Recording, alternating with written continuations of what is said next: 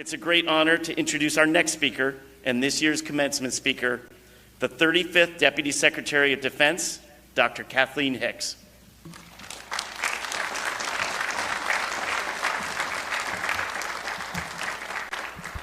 Thank you, John, for the introduction, and good morning, everyone.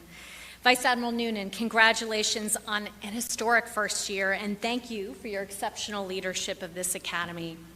Rear Admiral Ballard, thank you for your commitment and service to this academy and to this outstanding class, and to Rear Admiral Phillips and all the distinguished guests on stage and in the audience today. Thank you for supporting these midshipmen since plebe year to now and beyond. It's really an honor for me to be here to celebrate with all of you as these graduates transition from midshipmen to ensigns and second lieutenants. You know, this class has accomplished so much already.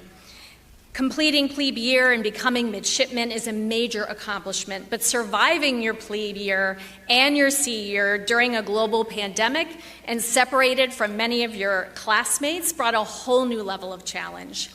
But you didn't just survive, you thrived. I'm deeply impressed by the breadth of your leadership and your commitment to public service.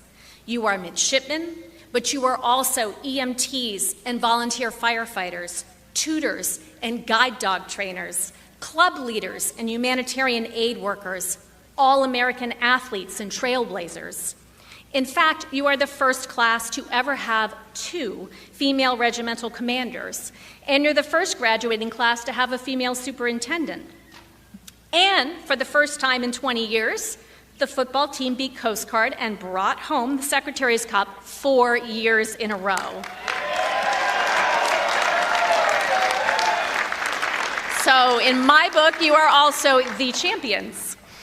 If all of this is a reflection of your future, and I believe it is, your potential is endless. And to all the parents and grandparents, aunts and uncles, close friends and coaches, the kids are all right. In fact, you can see that they're more than all right, and they're no longer kids. How proud you should all be of your graduates. Thank you for all you have done to support them as they cross the finish line, but also every step along the way. And thank you for all you will do to support them in the future. But most importantly, to this year's graduating class, congratulations. You've endured school exams, last week's demanding licensing exams, tests of your physical strength and stamina, and tests of your will and your patience. And those are just the trials and tribulations you faced in the past 3 weeks. And I bet you were thrilled to ring the bell after it was all over. Not to mention, while other college students might have been spending their summers vacationing or taking a breather, each of your summers were committed to working and completing credit hours. So your work and determination over the past 4 years is a particular point of pride for all of us here today, and a well-deserved congratulations is in order to each of you on this major accomplishment. Kings Point is a special place to be from, and I know in these last weeks as midshipmen, there has been quite a bit of reflection on that, on all you've overcome to get where you are in this moment and what you've achieved, on how much you've stretched yourselves and grown, and on the memories that you will take with you, including those gorgeous Storybook sunsets over Long Island Sound that I've heard so much about. Whether you're commissioning today in the active duty service, Navy, Marine Corps, Army, Coast Guard, or Air Force, or to serve as a Navy reservist while you work in the U.S. maritime industry, all of you will be crucial in advancing the U.S. military's top priority of defending this nation. And while we confront many challenges around this world, our greatest challenge is outpacing our strategic competitors. Take the challenge we face with the People's Republic of China, which is the only strategic competitor to the United States with the will and increasingly the capability to remake the international order that's given so much benefit to so many for so long. Our goal is to deter aggression because competition doesn't mean conflict. And part of deterrence is making sure our adversaries understand the costs and folly of pursuing outright conflict. As in any competition, our lead is not guaranteed. We have to earn it continuously. It is truly all hands on deck.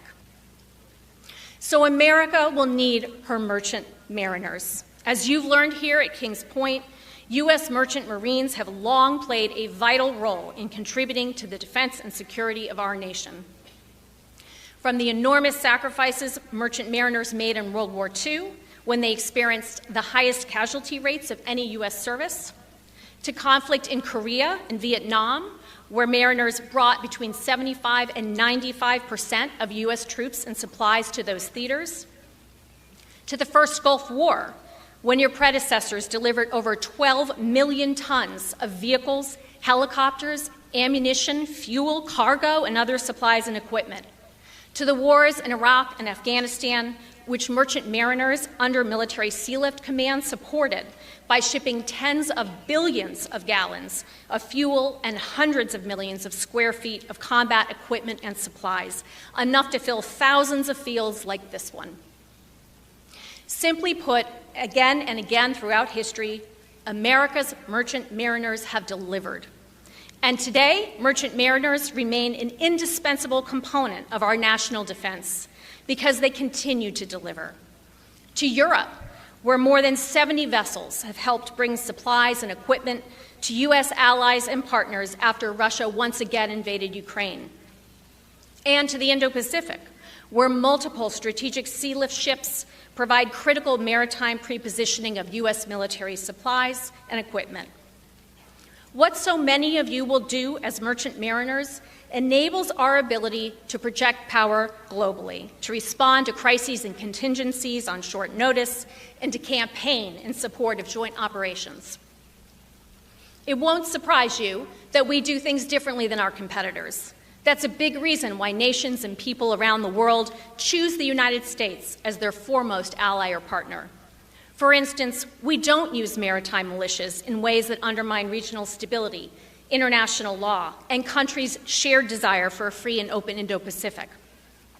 We don't seek to invade our neighbors, and we don't plan to use civilian ferries as camouflage for military action.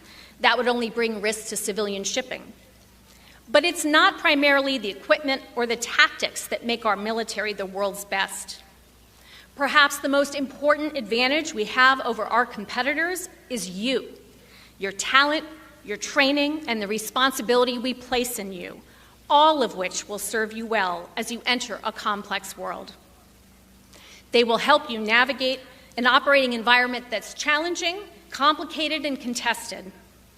But in the face of friction and fog, I know you, our newest ensigns and second lieutenants, active duty and reserve, will be America's saving grace, just like your predecessors. In the U.S. military, we're confident in our junior officers' ability, in your ability to get the job done, to lead, to figure it out, as you've often heard throughout your education here. That's not true of our competitors. So the responsibility we place on you, that is a key ingredient in the secret sauce that makes our military the finest and fiercest fighting force in the entire world. And that's why here at the Merchant Marine Academy, the United States of America has been investing in you, making you into leaders, and we are all impressed by the results. You received an education and training that is second to none and fitting for the challenges you will soon face. You had the opportunity to forge unbreakable bonds with all those around you, with professors, friends, and classmates, all of whom care deeply about you and your future and vice versa. And that is a lifelong gift. I'm sure you learned very quickly that you could not get through the demands of student life here alone. And believe it or not, you will soon learn that the need for teammates, the need for your shipmates, might be one of the most valuable takeaways of your student career, your military career, and your life. Every graduate here has their own story to tell about why they chose service. A few days ago, I spoke with some of you about this. Some told me you decided to serve because you wanted to continue the camaraderie that you've already experienced here at the Academy. Others have been called by a sense of adventure. As a class, you've crisscrossed the seas to hundreds of ports around the world. Very few people can say that. Some of you have parents, grandparents, older siblings, or friends that preceded you. And through their stories of service, you saw yourself and envisioned how the military could be part of your narrative too. Others were steered by an inner compass to be part of something larger than yourself. Or you were inspired to do something that would challenge you each and every day. And the military offers all of these things: adventure, a challenge, a common purpose, and so much more. Whatever your reasons, whatever those values that drove you here, because of your education and training at Kings Point, you are ready to put them into practice. You have survived the rigor built into your academic program, and you've overcome adversities that no one could have predicted. And now the people of the United States are trusting you to lead. And I can say this with confidence: you have endured the best test of what is to come. And the fantastic news is that you have succeeded. And there's no reason to believe that streak won't continue. That should give you confidence. So here's my advice to you. You will have tough calls and have to make the right choices. You will have challenges, and the only way will be through. You will rise and fall as a team, and that means that you will have to look out for your people, those to your left, to your right, and in front and behind you, and you will need to let them in to look after you. No matter where you serve, in the military or civilian careers, you will be part of a unit. Ensuring the trust and safety of that unit is paramount to maintaining cohesion, connection, and camaraderie. So even as we as a nation put an extraordinary amount of trust in you to advise and provide counsel, to use your own discretion to solve problems and make timely decisions and to execute, we expect you to earn that trust. It's not just a privilege, it comes with responsibility to complete the mission and take care of your people. When uniformed leaders take care of their people, U.S. military readiness skyrockets. And who is responsible for taking care of their people? Who is a leader? Every one of us who is called to serve in civilian or military capacities. That's why Secretary of Defense Austin has made taking care of our people a top priority for every leader, every service member. The heart of knowing how to lead and leading well is knowing what's right, what's wrong, and acting on it. It's that simple. Whether you're at sea or ashore, whether you're the lowest ranking or the person in charge, if you see bad behavior, say something, do the right thing. Don't tolerate hateful speech or hazing or bullying or sexual harassment, often a precursor to sexual assault or sexual assault itself. I know that members of this class have championed victim advocacy. You've shaped policies like through Embark to ensure every mariner builds a respectful culture. And you've demanded support to survivors of sexual assault and other crimes and to hold perpetrators accountable to help prevent these crimes from happening in the first place. You've also demanded better mental health services and the recognition that mental health is health. And I know for a fact that the formidable bonds that you have made and the trust you have built with one another have been defining aspects of your experiences here at the Academy. That's no mistake. That's actually a feature of your education, and you will soon see how far it will take you and how it's meant to bring out the best in you. So when crises occur, step up, be a leader, and take care of your people. Each of you deserves the career that you envision and that you will continue to work hard for. I, for one, have been struck by your stories of grit and determination. Take one of your fellow midshipmen who, on his second sailing expedition, was bitten 14 times by a black widow spider. With venom 15 times stronger than that of a rattlesnake, he was temporarily paralyzed from the waist down.